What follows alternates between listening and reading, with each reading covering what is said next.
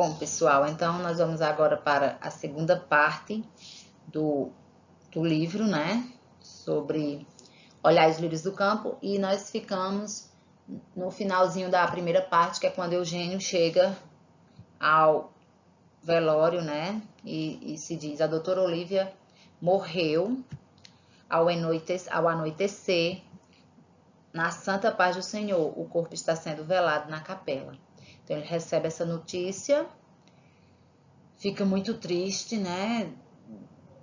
Não consegue aceitar, mas a verdade é essa, e ela está lá na capelinha sendo velada. Bom, a partir daí a história toma outro rumo, porque nós vamos ter a metade do livro sem a presença física de Olívia. No entanto, se você for observar, a presença dela nunca foi física realmente no livro, porque ele não contou essa história em tempo real. Ele contou num flashback. Sendo no flashback, essa história aí acontece só na cabeça dele. Então, Olívia vai continuar na cabeça dele. E posso dizer a vocês que agora ela vai estar presente ainda mais nessa segunda parte, através das cartas que ela vai deixar para Eugênio.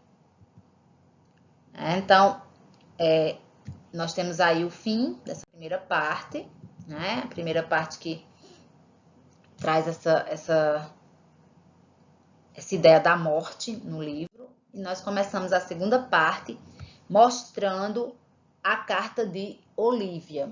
Eugênio vai para casa, né, depois do sepultamento, e ele fica com Ana Maria no braço, né, o nome Ana Maria lá no Rio Grande do Sul, pelo menos aqui nesse livro ele é escrito junto.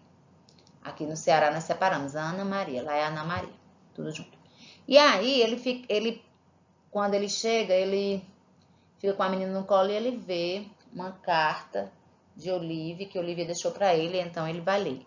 Eu vou ler para vocês. Essa carta é muito importante, muita gente tem, assim, uma verdadeira admiração por essa carta e adoração. Eu amo essa carta, eu acho muito bem feita.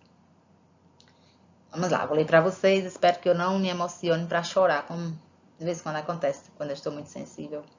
Meu querido, o Dr. Seixas Torres acha que a intervenção deve ser feita imediatamente e daqui a pouquinho tenho que ir para o hospital.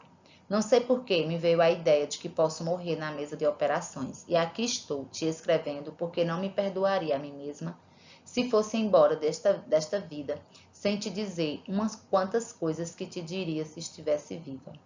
Há pouco sentia dores horríveis, mas agora estou sob a ação da morfina e é por isto que encontro alguma tranquilidade para conversar contigo. Mas estarei mesmo tranquila? Acho que sim. De certo, é a esperança de que tudo corra bem e que daqui a 15 dias eu esteja de novo no meu quarto, com a nossa filha, e meio rindo e meio chorando, venha reler e rasgar esta carta, que então me parecerá muito tola e ao mesmo tempo muito estranha. Quero falar de ti. Lembras-te daquela tarde em que nos encontramos nas escadas da faculdade? Mal nos conhecíamos. Tu me cumprimentaste com timidez, eu te sorri um pouco desajeitada e cada qual continuou o seu caminho. Tu naturalmente me esqueceste no instante seguinte, mas eu continuei pensando em ti. E não sei por que fiquei com a certeza de que havias de ter uma imensa importância na minha vida. São pressentimentos misteriosos que ninguém sabe explicar. Hoje tens tudo quanto sonhavas, posição social, dinheiro, conforto, mas no fundo te sentes ainda bem como aquele Eugênio indeciso e infeliz, meio desavorado e amargo, que subia as escadas do edifício da faculdade envergonhado de suas roupas surradas. Continuou em ti a sensação de inferioridade. Perdoa que te fale assim. O vazio interior, a falta de objetivos maiores. Começas agora a pensar no passado com a pontinha de saudade, com um pouquinho de remorso. Tens tido crise de consciência, não é mesmo? Pois ainda passará horas mais amargas e eu chego até a amar o teu sofrimento, porque dele, estou certa, há de nascer o novo Eugênio. Uma noite me disseste que Deus não existia, porque em mais de 20 anos de vida não o pudeste encontrar, pois que até nisso se manifesta a magia de Deus. Um ser que existe, mas é invisível para uns, mal e mal perceptível para outros, e de uma nitidez maravilhosa para os que nasceram simples ou para os que adquiriram simplicidade por meio do sofrimento ou de uma funda compreensão da vida. Dia virá em que em alguma volta do teu caminho hás de encontrar Deus. Um amigo meu, que se dizia ateu, nas noites de tormenta desafiava Deus, gritava para as nuvens, provocando o raio. Deus é tão poderoso que está presente até nos pensamentos dos que dizem não acreditar na sua existência. Nunca encontrei um ateu sereno. Eles se preocupam tanto com Deus como o melhor dos deístas. O argumento mais fraco que tenho contra o ateísmo é que ele é absolutamente inútil e estéril. Não constrói nada, não explica nada, não leva a coisa nenhuma. Se soubesses como tenho confiança em ti, como tenho certeza na tua vitória final, deixo-te, Ana Maria, e fico tranquila. Já estou vendo vocês dois juntos e muito amigos na nova vida, caminhando de mãos dadas.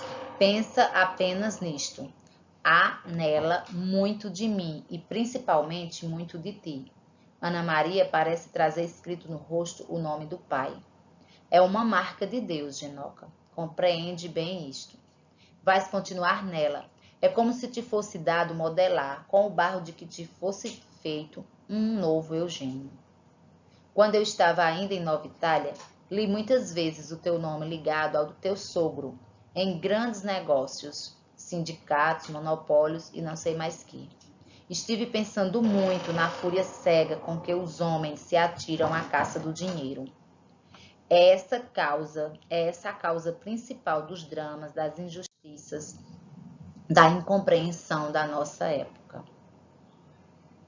Eles esquecem o que tem de mais humano e sacrificam o que a vida lhes oferece de melhor, as relações de criatura para criatura. De que serve construir arranha-céus se não há mais almas humanas para morar neles?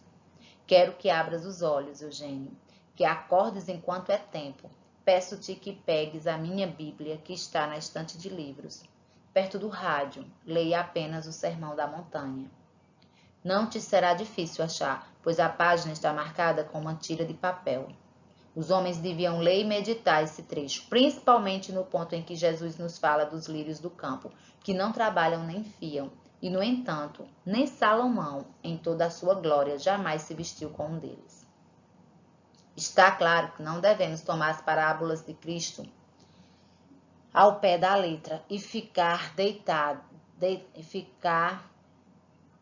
destinado à espera de tudo que nos caia do céu. É indispensável trabalhar, pois um mundo de criaturas passivas seria também triste sem beleza. Precisamos, entretanto, dar um sentido humano às nossas construções. E quando o amor ao dinheiro, ao sucesso, nos estiver deixando cegos, saibamos fazer pausa para olhar os lírios do campo e as aves do céu. Não penses que estou fazendo o elogio de puro espírito contemplativo e da renúncia. Ou que ache que o povo deva viver narcotizado pela esperança da felicidade na outra vida.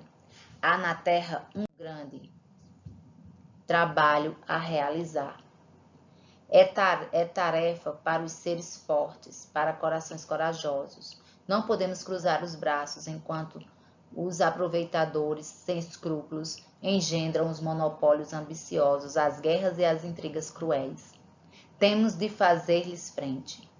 É indispensável que conquistemos este mundo, não com as armas do ódio e da violência, e sim com as do amor e da persuasão. Considera a vida de Jesus. Ele foi, antes de tudo, um homem de ação e não um puro contemplativo. Quando falo em conquista, quero dizer a conquista de uma situação decente para todas as criaturas humanas, a conquista da paz digna, através do espírito de cooperação. E quando falo em aceitar a vida, não me refiro à aceitação resignada e passiva de todas as desigualdades, malvadezas, absurdos e mistérios do mundo. Refiro-me, sim, à aceitação da luta necessária, do sofrimento que essa luta nos trará, das horas amargas a que ela forçosamente nos há de levar. Precisamos, portanto, de criaturas de boa vontade e de homens fortes, como o teu amigo Felipe Lobo, que seria um campeão de nossa causa se orientasse a sua ambição, o seu ímpeto construtor e a sua coragem no sentido social e não apenas egoisticamente pessoal. Não sei, querido, mas acho que estou febril. Este entusiasmo, portanto, vai por conta da febre. Ouço agora um ruído. Deve ser a ambulância que vem me buscar. Senti um calafrio e parece que minha coragem teve um pequeno desfalecimento. Está vendo o tremor de minha letra? É que sou humana, Genoca. Profundamente humana. Tão humana que te confesso, corando um pouco, apesar dos 30 anos e da profissão, que antes de ir para o hospital, eu quisera beijar-te muito e muito. Ana Maria fica com Dona Frida. Sei que, depois, se eu morrer, virás buscá-la para a nova vida. Reli o que acabo de escrever. Estou fazendo um esforço danado para não chorar. Tolice. Espero que tudo corra bem e que dentro de 2 semanas eu esteja queimando esta carta, que já agora me parece um pouco melodramática. Antes que me esqueça, na gaveta da cômoda há um maço de cartas que te escrevi de Nova Itália, expressamente para não te mandar. Agora pode lê-las todas. Não encontrarás nada do meu passado, do qual nunca te falei e sobre o qual tiveste a delicadeza de não fazer perguntas. É pena. Gostaria que soubesse tudo, que visse como minha vida já foi feia e escura e como lutei e sofri para encontrar a tranquilidade, a paz de Deus. Adeus. Sempre aborreci as cartas de romance que terminam de modo patético, mas permite que eu escreva. Tua, para a eternidade, Olívia. Bom, essa é a carta, a famosa carta de Olívia para Eugênio. E eu acho uma carta muito emocionante, né? Uma mãe escreveu uma carta se entregando à filha para o pai. Ela vem, na verdade, né, com essa menina de Nova Itália, porque ela descobre que está doente. A doença a gente não sabe qual é, não fica clara no livro, não se diz que doença é. Mas pela carta dá a entender que é câncer, né? Porque ela está sob a ação da morfina. E aí, como ela não tem parentes, não tem ninguém, como nós sabemos, né, que ela é sozinha no mundo, ela precisa que o pai cuide da filha. E se o pai, por acaso, não quiser, né, Eugênio não quiser cuidar da menina, ela pretendia deixar com os Falken, né, que é o casal alemão que deu abrigo a ela, né, onde ela morou. Aliás, onde ela mora. Bom, a partir daí nós vamos ter a continuação da obra com Eugênio, sempre pensando na menina. Ele deixa a menina lá, Dona Frida vai buscar. Dona Frida é a mulher a alemã, né? Dona Frida pega a menina para colocar para dormir. Ela já tá dormindo, ela vai colocar no local, na cama para a menina dormir. Ele vai para casa, fica lá só pensando na menina, acaba dormindo, sonha com ela, né? Sonha com a criança e sonha com os lírios do campo, né? Nessa carta nós vamos perceber a justificativa do título do livro, Olhai os lírios do campo, né? Que é essa intertextualidade bíblica que ela explica nessa carta. Que quando ao mau dinheiro, ao sucesso, nos estiver subindo a cabeça, que nós estejamos pessoas assim arrogantes, é importante que nós nos conscientizemos, né? De que nós somos pessoas assim frágeis, que nossa vida é um sopro. E que tudo que nós temos aqui, no sentido de comprar, né? Tudo que o dinheiro pode comprar, nós não vamos poder levar quando morrermos. Então, nem Salomão, né? O grande Salomão pôde se vestir de simplicidade como os lírios do campo. Então, é importante que nessa hora que nós estejamos nos sentindo importantes demais, saibamos olhar as coisas simples da vida e valorizá-las. né? Então, nem Salomão em toda a sua glória se cobriu jamais com um deles. E aí ele sonha com esses lírios. Ele fica muito nervoso, acorda, tem um pesadelo, né? Resolve se separar de Eunice e corre lá para a casa dos Falcos, né? Vai ficar com a menina dele de madrugada, pegar a menininha. E aí ele vai ler algumas cartas de Olívia, ele fica de vez em quando lendo. E uma é essa. Muito bonita esse trechinho aqui que eu separei para vocês. Nossa filha tem 2 anos, nossa filha fez 2 anos ontem. Já fala, já faz perguntas e já sabe ficar parada. De cabecinha torta, pensando, ninguém sabe em quê. Tenho de lhe explicar que ela também tem um pai, como as outras meninas. Ana Maria indaga coisas sobre esse pai que nunca viu, mas que já principia a amar.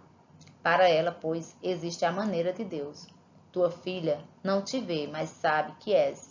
Sente em mim e, de certo modo, nela mesma a tua existência. Por que será que ainda há homens que não acreditam em Deus? O simples milagre de existir é uma afirmação de Deus. Então, essa aí é um trecho de uma das cartas que ele lê, dessas cartas que ela disse, né, que deixou especialmente para ele. Eugênio, então, resolve separar-se de Eunice, né? Eunice fica tentando humilhá-lo, disse que casou com ele por pena, porque ele era um coitado, e ele disse que casou com ela pelo dinheiro e que se arrepende e que quer terminar. Fala que tem uma filha, ela fica, como assim, né? Ele já tem uma filha assim fora do casamento. Ele fala em Olívia, diz para ela, e fala dessa filha que ele tem, que vai criar. Ela fica totalmente surpresa, não quis dar um filho a ele, porque disse que ia deformar o corpo, né? Mas aí ele tem uma menininha de 2 anos. E aí ele vai para a casa de Olívia, lá nos vãozinhos onde ela mora, no fundo do quintal da casa dos Falcon, e vai cuidar da menina, né? E ele resolve colocar um consultório para ele, para atender os pobres.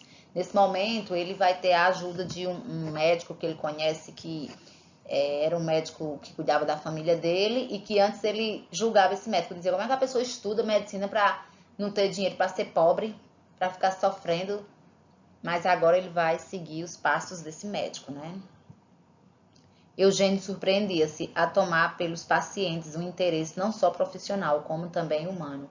Então, a partir do momento que ele passa a trabalhar com essas pessoas que precisam realmente de um médico, ele começa a se reconhecer diferente, né? E de ingênuo, ele passa a uma pessoa experiente.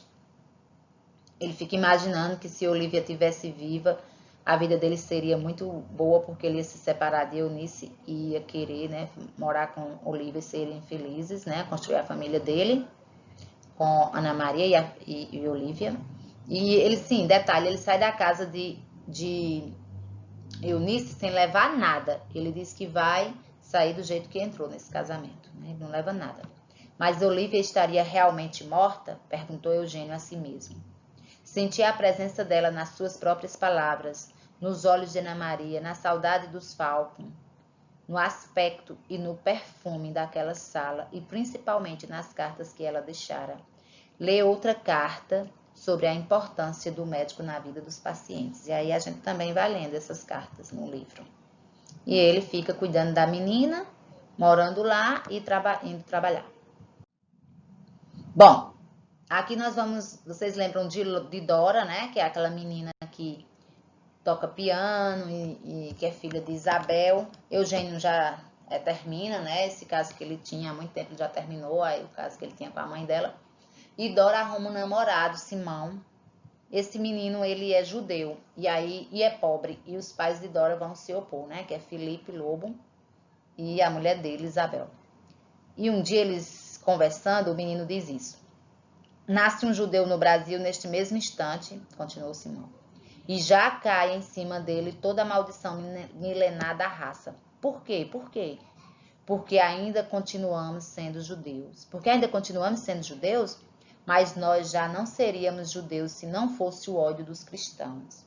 Eles nos perseguem, nos torturam. Então, pronto, você tem aí mais um argumento de autoridade, né? Um repertório sociocultural para você utilizar na sua redação, se você precisar.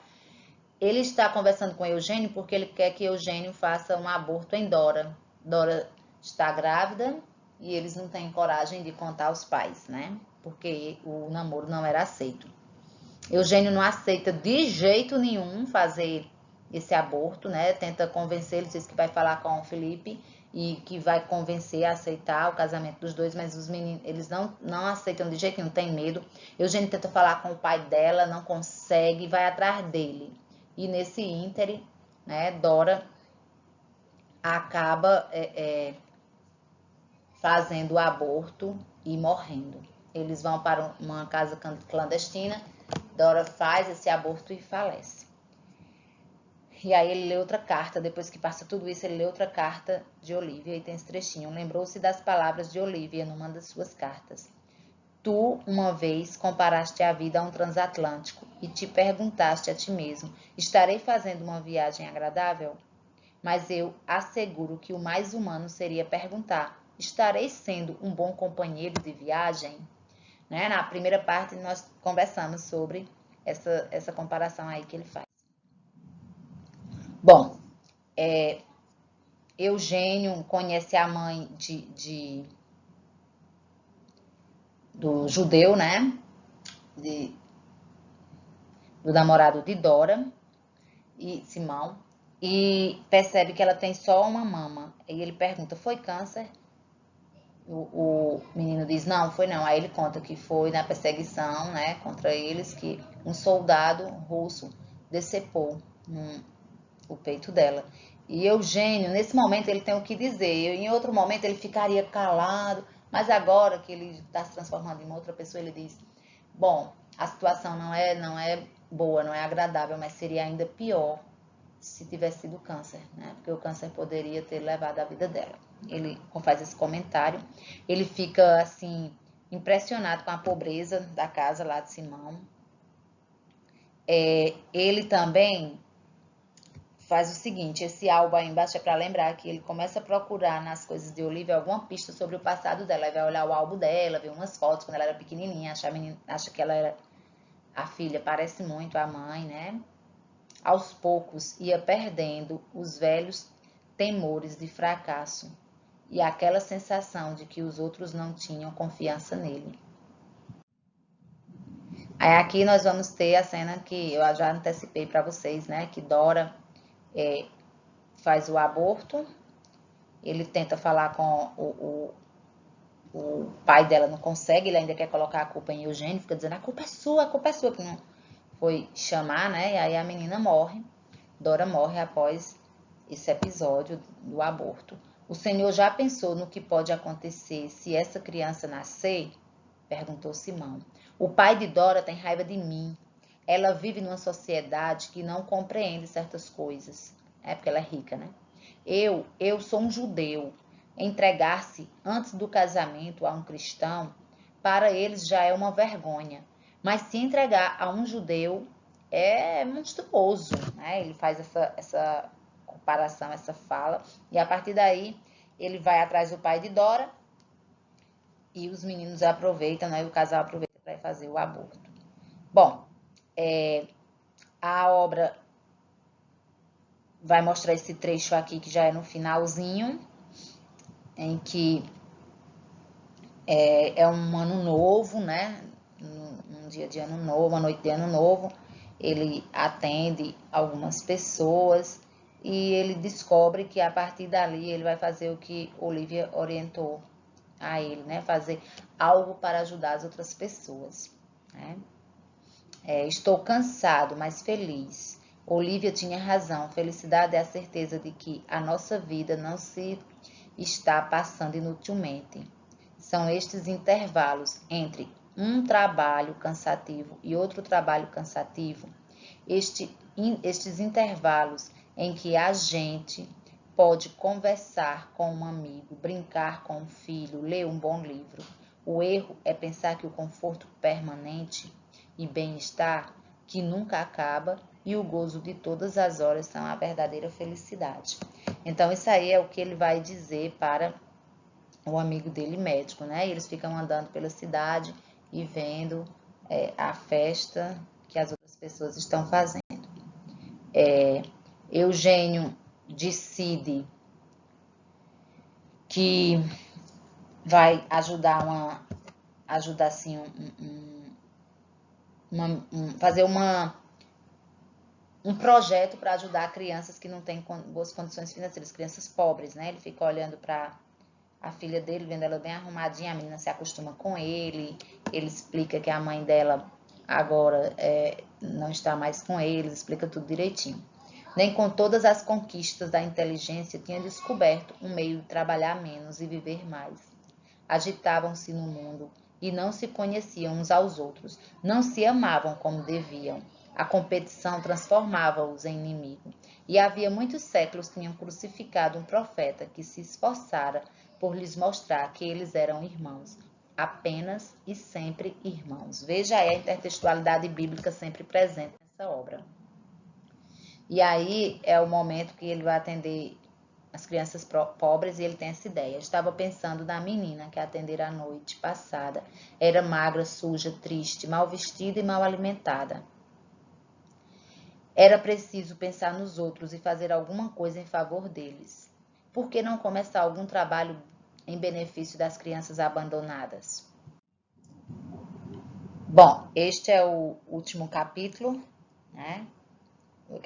O último momento do livro, quando ele fica pensando, a menininha, Dona Frida tá arrumando a Ana Maria, e ele fica com o pensamento longe, pensando nesse projeto de ajudar, né, as crianças necessitadas, e aí a menininha vem chamá-lo, ele tá assim ainda com o pensamento distante. Eugênio baixou os olhos, ainda meio ausente, hein? Vamos embora de uma vez? Os marrecos estão com fome. Ah, e de mãos dadas, pai e filha saíram para o sol. Né? Assim que termina essa obra, né? Essas são as últimas palavras do livro, e é um livro muito importante, muito interessante, que eu diria a você que eu diria a você que lesse esse livro, porque, gente, nada substitui a leitura. Né? Por mais que eu fale aqui, vão ficar sempre muitas lacunas que só o livro preenche. Então, essa é a obra Olhai os Lírios do Campo, de Érico Veríssimo, que pode lhe ajudar muito. Esse livro pode lhe ajudar muito na sua redação. Então, eu selecionei aqui alguns temas que podem ser, né, embasados com o livro Olhai os Lírios do Campo. Esses temas, e você pode ainda encontrar vários outros, mas bullying, altruísmo. O que é altruísmo, professora?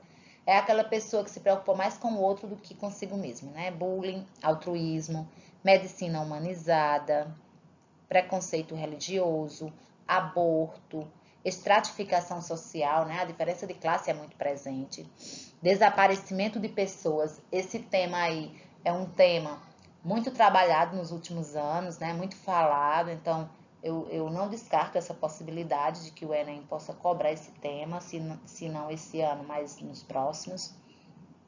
Caminhos para prevenir o endividamento do cidadão brasileiro, né? Vocês sabem que o pai de Eugênio tinha muitas dívidas. Complexo de inferioridade, nem precisa explicar, né? Isso daí. Eugênio era demais.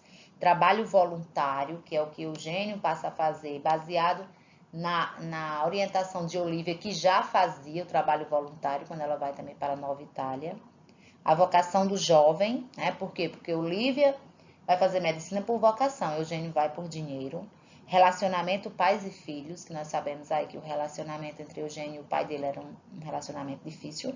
Empatia, né? Você se colocar no lugar do outro para que você consiga compreender as ações do outro. E nós sabemos que Olívia fez isso o tempo todo. Suicídio, porque o professor comete suicídio lá. O tema entre o ser e o ter, né? Aí, o que é mais importante, é eu ser ou eu ter? A questão de status sociais, se o tema for voltado para isso, a questão de a pessoa querer aparentar ser o que não é, o consumismo, né? Porque Eugênio queria ser médico para consumir mais, porque ele achava que médico tinha que ganhar muito dinheiro para comprar muita coisa. Então, nós vamos ter alguns temas aqui que você pode embasar. Eu costumo dizer que Olhar os Lírios do Campo é um leque de possibilidades para o embasamento da redação. E aqui eu vou mostrar para vocês, por exemplo, uma introdução usando esse livro, né, com o tema Bullying, uma realidade brasileira. Eugênio Fontes, personagem do livro Olhar os Lírios do Campo, de Érico Veríssimo, mostra através de suas lembranças episódio de bullying que vivera quando criança. Assim como na literatura, evidencia-se no Brasil, sobretudo no âmbito escolar, tal prática abusiva, tornando necessária a tomada de medidas que resolvam definitivamente essa questão. Todavia, a ineficácia dos dispositivos legais levam, por muitas vezes, a vítima ao bulicídio. Olha só, isso aí seria uma introdução, né, sobre esse, utilizando esse livro, né, você fazer uma estratégia de abertura com este livro, se o tema for bullying.